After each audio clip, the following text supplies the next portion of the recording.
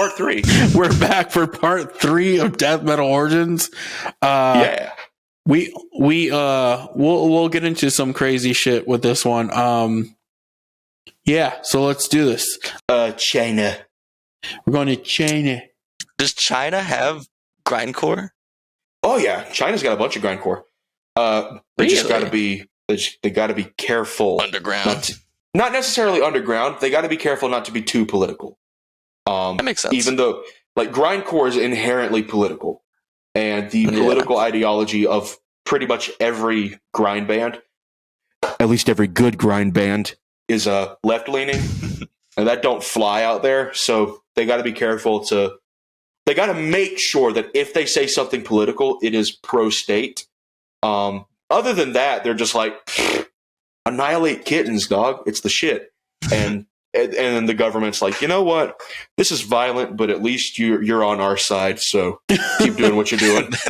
They're just like, Xi Jinping rules. Praise communism. I don't know what it is, man, but like every Asian band from the entire continent, and this is a little bit of a generalization, I know, but every Asian band has significantly better pig squeals than bands from like America or Brazil or Finland or some shit like that. I don't know that. I don't know what it is, but every time I listen to a band that's like from Japan or from Singapore or China or anywhere in there, those pig squeals, they are piercingly high and just, they don't waver at all. It doesn't sound like their voices are cracking. It is just flawless execution. And I love it so much. I wonder if it has something to do with like how the language like shapes your throat growing up. You know what I mean? That it might be, man. I don't know what it is, but every time I hear like a grind or slam band from Japan or China or anything like that, it's just, oh, it's so good. And they do the cricket vocals so fucking well. I love them. Anyway, in China, we got ululate, regicide, and cunt shredder. So those big bouncy baby boys, they slap hard. I love them, especially cunt shredder. Just the name alone, it speaks for itself. But I don't think any of those bands were quite as early, but they were the big boys in the scene. Where were their mothers when coming up with their names? Just saying. I mean, helping. Their mom. The mom's like, cunt, toaster. No, shredder. Cunt, toaster. Cunt toaster. Toast. No, cunt shredder. Not toast shredder. So, fucking they're like 5, and their mom is like squatting down with some crayons next to them, drawing on paper. It's like, all right, son. I don't speak Chinese. All right, fart, vomit, or cunt. Pick one. What's your favorite word, little Billy? It's like, I want to be cunt shredder. They're like, oh, his first words. So they just write it out.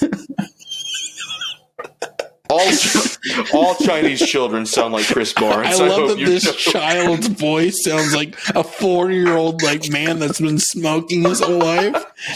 I want to be cunt shredder, Mom. Our name should be cunt shredder or ululate. He's like, Mom. Chugs a beer, like grabs a whole pack of smokes. And he's one of those people that like doesn't know how to properly intonate when they speak. So like every sentence just ends in like a weird tone. If that makes any fucking sense. One of those people is like, I went to the store yesterday. It's one of them people. I want to be cunt shredder. Shredder. I'm so proud of you, son. Do you want to drop some vocals? And he's like, the toilet bowl vocals. Yeah.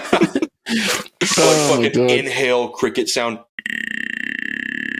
They just gotta mic up the womb. Just shove a SM7B up there. He'll grab it. And he knows. That reminded me of something I saw that I regret seeing. We have 4 more places left, and for anyone who doesn't think much. I definitely don't think. These aren't the What is only that? death metal bands from these regions. These are just ones that we really wanted to highlight. All of the countries that we've named so far, including America, surprisingly, have a very rich musical history. So, like, if you're into death metal or grind, just Google, like, fucking Japanese grind bands, Chinese death metal bands, shit like that. You will find so much good material. Like, I Right. cannot overstate. There is not a single country on the planet that doesn't have at least one good death metal band. Mm-hmm. I think Y'all heard the one from Antarctica, right? Oh yeah, dude, Yeah. they're fucking sick. It's all about like environmental research. It's a bunch of penguins. Yeah, it's a bunch of penguins. Dude, penguins are vile. That's why Club Penguin shut down. They started a death metal band. Oh, that would be so sick. It's like War, but they go on stage dressed up as colorful penguins, but sing about mutilation. Just like peck the shit out of each other. That'd be so sick. Up next, we're going to Singapore, where we have these ones are particularly difficult. Sick. We're gonna try our best here, so bear with us. First up on Singapore, we have Abvulabashi. Don't know how to pronounce their name. Don't know how to pronounce the name. The music, though, it's very good. I love it. Atarak, which, if you're blind like me and you look at it from afar, you're like, when the fuck did I write Aardvark on this list? But that's not what it says. It's Atarak with 2 R's and a K. And some English, Arbitrary Element. Very, very good shit. Good death metal, heavy, brutal, chunky. And then you get into the more grindy shit. We're going to keep bringing up grind because in Asia, specifically, the death metal scene and the grind scene, they weren't as divided as they are in America and England, if that makes sense. Because, like, grind was like, we like punk rock, and that is all we do. Go fuck yourself. We'll take your vocals, but we're still punk. And then death metal was like, hey, you guys are bitches for listening to that, even though, like, grind goes so fucking hard. But over in Asia, it was like, hey, do you scream? Yeah, me too. Let's join a band. And, like, you would have, like, 8 vocalists in a band just all going, this weird shit. 8 vocalists and a dude on a tin pan. I forgot to mention someone from, I think they're from Japan. Hanatarash. I think they're from Japan. They're from Japan. They are the most infamous band in Japan because they're a harsh noise band. The vocalist, every performance, will shove the mic into his mouth and almost down his throat, and then bend over backwards like The Exorcist and just start shrieking. He also... I thought you were going to say shitting. No. People do piss at their shows. But he also got in some trouble because he found a dead cat outside of a venue and came in and started throwing it at people. Dead decaying cat. Gross. That's not the worst thing he did. The worst thing he did was steal an unattended bulldozer and drive it through the venue and cost him thousands upon thousands upon thousands in damage. I don't know how. He's like the Japanese Gigi Allen. That's what they do. It's like, you know what? I want to hurt the people who give me money. So just I hope they were headlining.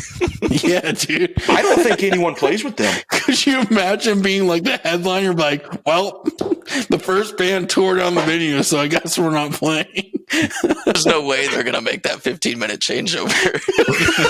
That's what they're worried about. It's going to take at least 30. You're going to the venue, like, owner, the poor bastard, you're like, all right, are you going to pay us? What's our guarantee? Where's our guarantee? But I don't know how the fuck I forgot to mention them because they are just... How do you spell that band name? Hanatarash, I think. Wow. Right on. Hanatarash. All right, I'm going to check them out. If I'm not too huge on noise, but I am big into like performances and shit. So the fact I like that that part. Yeah. there was, I think it was in Brooklyn. I can look that up because it happened like the other day. A noise band got a permit to perform for the public, and people in the park started calling the cops on them. Oh shit! Great show. Yeah, man, it was an awesome, sick show. Dude, that part where they got the cops called on me was fucking awesome, dude. It was so believable. I saw the footage of the cops like rolling up. It was like a noise band doing a performance piece, and the cops were telling everyone like, they have a permit to be here. We can't arrest them. Like unless they start beating people to death, we can't arrest them. I swear it was in New York. I might be wrong, but every time I look up cops go to noise show, I get things about Madonna. And I don't know shit about Madonna other than the fact that my dad really likes her music. That's all I know about her. So she's the most underrated noise. She stole a lawnmower and ran it into a venue. Yeah. Was it a riding lawnmower? Yeah. No, it was a push. It was a fucking push lawnmower. Oh man, people are fucking wild, man. Someone did that at like a hardcore show and like cranked it and like by the handle started swinging it. It was wild. Jesus. Like that's hot. That's how you kill people. Dear God, and man. This dude just did not. Have you seen that picture where it's like hardcore shows be like, and it's a dude with a couch above his head about to throw the couch at somebody. I gotta look that up later. I don't get the people that put on those shows like, yeah, come over to the house. Yeah, dude, that's just a regular Friday night at my house, dude. There was one mosh pit where the dude ran because they were doing like a show at a house, I think. Some dude grabbed a mattress and just started beating the fuck out of everyone in the pit. Oh, dude, I've seen that video. Where he like runs into like everyone. Yeah. He's like holding a mattress and just like Spartan runs, just like, ah! Starts throwing the mattress at people. It is the coolest shit. Oh, fuck. Singapore goes hard. They also have Worm Rot and Chapang. Chapang has 2 drummers, which is sick. I think Chapang is the band that released Anti-Capital, but I might be wrong about that. But yeah, Chapang, Worm Rot, good shit. Worm Rot released a new album this year. It's called Hiss. It's different than their other shit, but it is so good. I love that album so much. The thing about Worm Rot is they're not the type of grind where it's like, well, let's just not give a fuck about anything sounding even remotely like music. Like, they actually want it to sound good. So they put effort into their grind, and it really shows. Like, they are super talented people. They're grinding. Yeah. I have a playlist called Grind on My Mom, and it's all my grind shit that I listen to. Dear God. I sent you that playlist, didn't I, Andrew?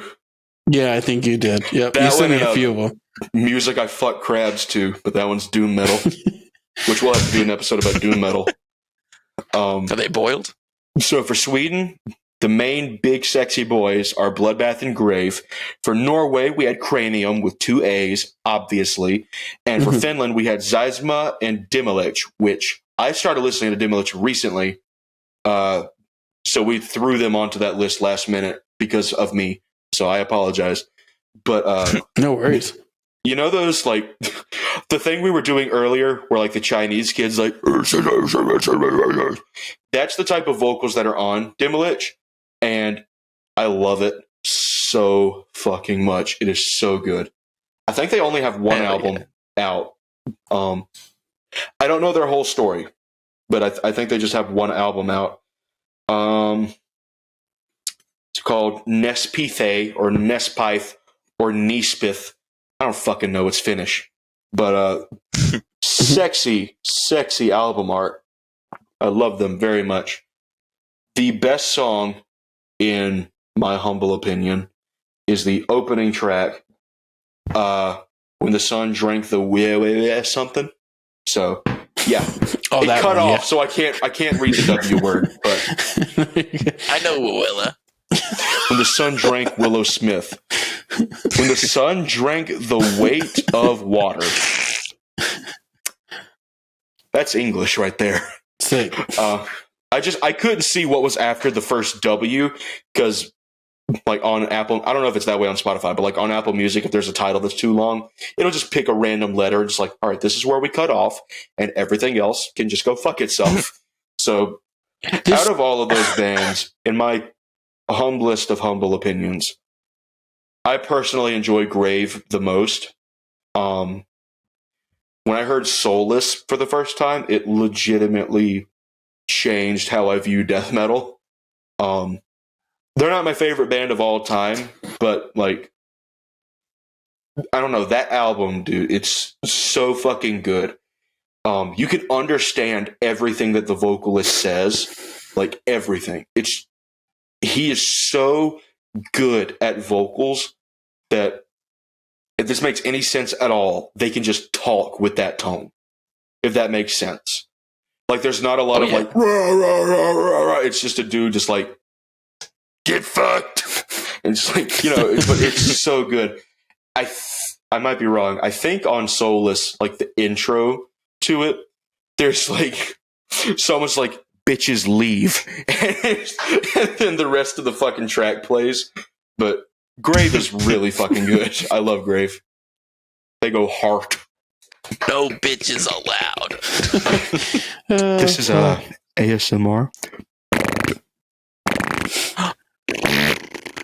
And that will conclude ASMR for the week. ASMR farting for like an hour. Oh, that's got to be a video. Hold on, I gotta EQ this part. ASMR farting wet edition. Let me see if that brings up anything epic. Wet. Oh my Christ. Wet fart meme sound effect. High definition. Non-stop farting. Funny sounds with Peter Beaton. That's a sad name. Wet fart ASMR sound. Some guy put his name Jesus. to it. Oh man! Have you seen the videos of the dude that's like farting in my Levi 511 bootcut jeans? No. But it's like all these different styles of pants that he just farts in. Oh my God. We're in the wrong business, boys. Have you seen that one? We're going to keep talking about farts for anyone wondering. Have you seen that dude where he's like, farting on my roommate's door? Ha. And he backs his ass up and plants it on the door and just rips the gnarliest fucking fart. It's like 45 seconds long and loud as shit, and it is so funny to listen to. Like, farting on my roommate's door, ha! I was hoping he had like pooped on the. Oh god, my mic is wet now. But it is the gnarliest fucking fart. And there's one point where, like, as a human who has expelled very many gases in my day, I know why this sounded the way it did. At one point, the bubble rides up and starts popping on his back, and it becomes so much sharper and so much louder, and it is so fucking funny. That's where the tone comes from. Yeah. Like, when you're just sitting down or, like, you got your ass pressed against It's like something. an aged fart. It slides up the back and then just really fucking hard.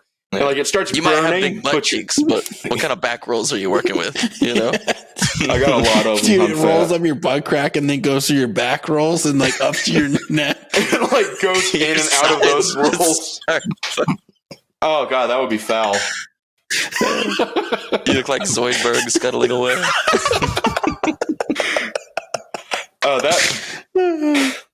I have a disgusting story. I don't know if it can go on the podcast, but you reminded me. I shit myself. I was 6 when this happened, and I don't know why I shit myself. I was cognizant enough to know where to shit and when to shit. But me and my family, we were going shopping out of town, of course. And I shit myself in the backseat of the car, and I told no one. I didn't like, Daddy, I'm moist. Like, I didn't say nothing like that. I was just like, all right, this is my life now. I have to find a way to secure this bag. So I was like, Daddy, I gotta go to the bathroom. Because my voice used to be way deeper than it is now. It's from all the smoking and drinking beer. Yeah, my vocal cords shrank because of all the smoking. But my dad was, I was like, Daddy, I need to go shit in bathroom, please. And he was like, oh, there's a bathroom over there. Like, just don't get lost. I was like, okay. And I fucking ran. But the thing is, when you have a quarter of your weight in shit directly located on your back, it is hard to run. So I was just like, making my way. And somehow, by the grace of God, it didn't penetrate my underwear. So all I had to do was chuck my underwear in this toilet, clean myself, pull my shorts back up, flushed, underwear gets stuck. So I'm just like, I'm panicking at this point. I'm like, I'm going to fucking die. Someone's going to come in here and see these underwear and they're going to know it's me. Because, no other children on the planet exist. But I was like, they're going to know it's me. They're going to know that I shit myself. and I didn't tell anybody. So I'm panicking. I keep pulling the lever to try and flush. Nothing happens. It's just, and water gets higher and higher and higher. And it gets to like the precipice and just barely starts to spill over. And I'm just like, fuck it. This is someone else's problem. So I left the bathroom. Those are quality undies. Yeah, dude. It was either quality undies or it was just a very improper shit. But I just want to publicly apologize. Even if we cut out this story, leave this part in. I want to publicly apologize. We're just going to only use this part, and that'll be all. This will be the entire podcast. On repeat. I want to publicly apologize to that whoever had to clean that up, whether it was a janitor or a store employee who was like just put on the payroll, so he gets all the bitch work. Like, yeah, it was somebody's first day. Like, and the first day, hey, clean up this child shit, and they're just like, damn it. But it was a clothing store.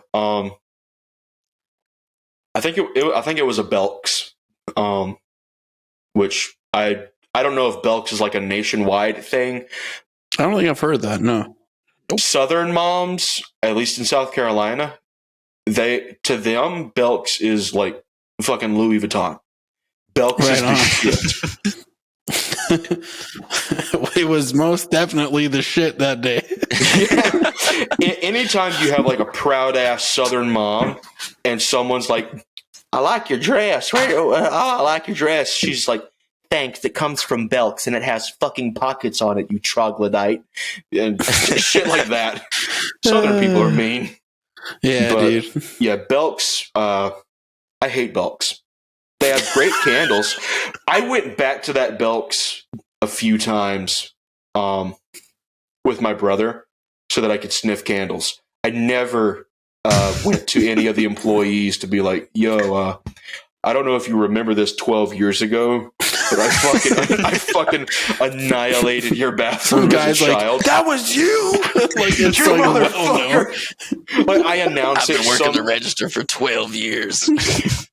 He just strangles you like fucking Homer Simpson. Like, dear Lord. He just starts choking the life out of a customer for something they did 12 years ago.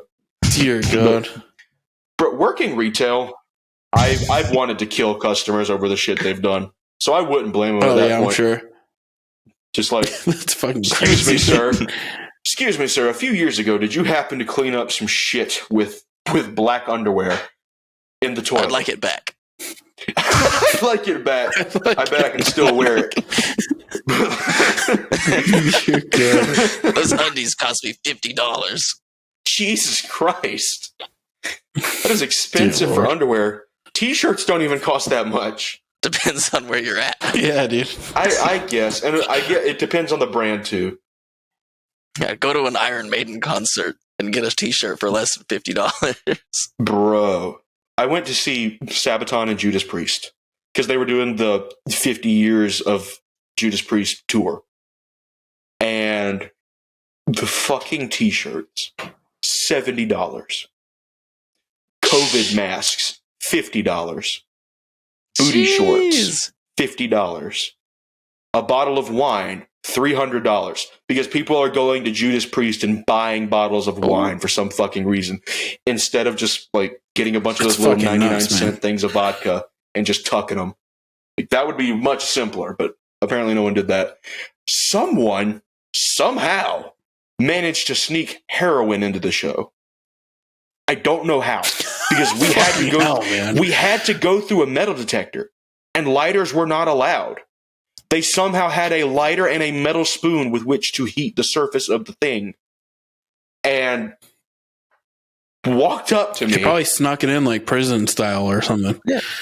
Right in the pee hole. Right in the pee hole. A lighter and the spoon right up their dick. This fucking guy, it was in the middle of Judas Priest set, because the show started at like 5 or 6 o'clock. Sun was still out, and it didn't end until like 11 o'clock at night. So it was like a 5-hour show with like an intermission in between the bands where like everyone in the crowd was just singing together over whatever they were playing over the speakers. Really, really fun. But Painkiller. He annihilated that song, dude. I fucking loved that performance. Anyway, fucking guy walks up to me. It's dark, and he's like, "Hey, big fella." And I looked at him and I was like, "What's up?" He wielding a spoon and a lighter. Nothing good can come of a conversation that starts with, "Hey, big fella." Nothing good is coming. If you hear that, you run. I think one of his heroin victims approached me soon after, because some lady with no top, no bra, no nothing, just walks up to me and puts her hand on my shoulder and just looks at me. And I look at her, and I'm not going to lie, I look down a little bit, and then I look back up, and I was like, "What's up?" And she's just like, and I was just like, "Look, I already got a date." And I just pointed at my buddy, and she was just kept on. It's like, man. Your buddy should have done a power move by pulling his shirt off. I already got a date. Bam. And then he blasts the nips. Bam. She comes up and says, "Hey, big fella." Hey, big fella. Her voice is deeper than the dude's. After the show was over, a fight broke out. I don't know why the fight broke out. I think someone got pushed. So entire show goes on. Aside from the dude with the magical spoon and the woman with the awesome, aside from that, nothing went down. Like, everyone was getting along. Everyone was happy. Everyone was singing together. It was so nice. Show ends. Rob takes off some of his chains, gives them to people. Guitarist starts throwing picks out, giving rings to people, just being the nicest people on the planet. Show ends. They go back. We're all leaving. And from behind me, there's some light chatter, because now everyone can talk and be heard. From behind, "Oh, God, fuck you!" And just fucking knockout, drag out, fucking fight went on. And I'm just like, doesn't concern me. I'm leaving. Oh my God. Just kept on going. My buddy watched it. So we get back in the Jeep, and he's like, "Did you see what went down?" I was like, I was kind of busy like reading the person in front of me's shirt because it had a funny meme on it. But he was like, "But did you hear it go down?" I'm like, "Yeah, like someone got laid the fuck out."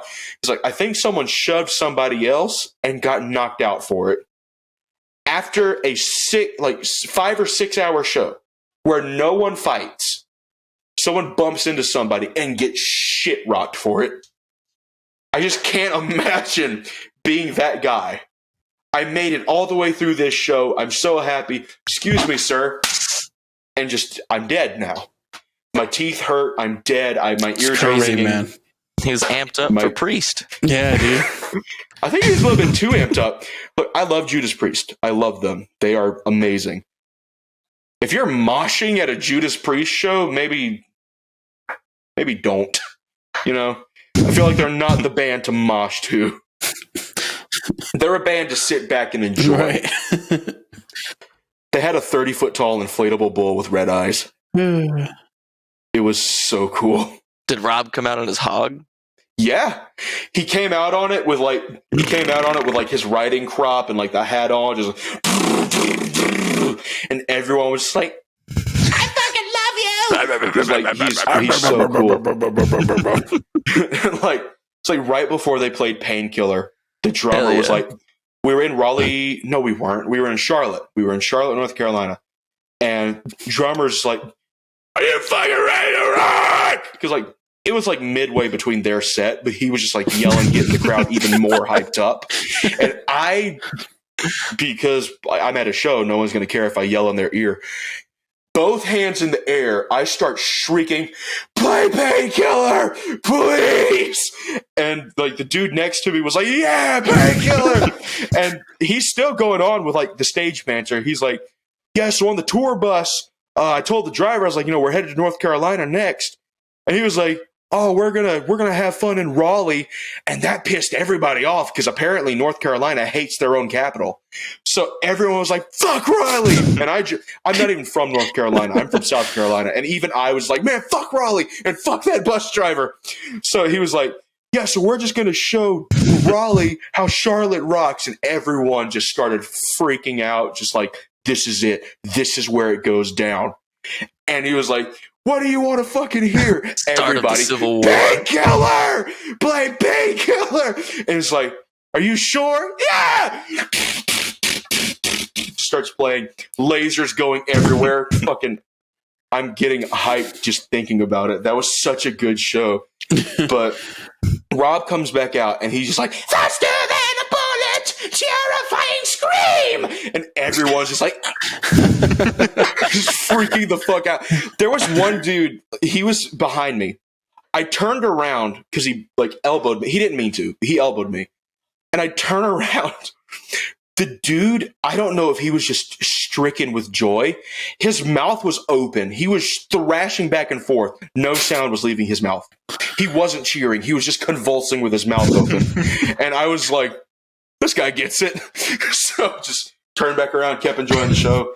One of the best days of my life, hands down. That's incredible. I love it. We should cover Painkiller someday. Thoughts? Dude, we could. I'm down. All right. But we got to do We it should do like that. in Swedish death metal version.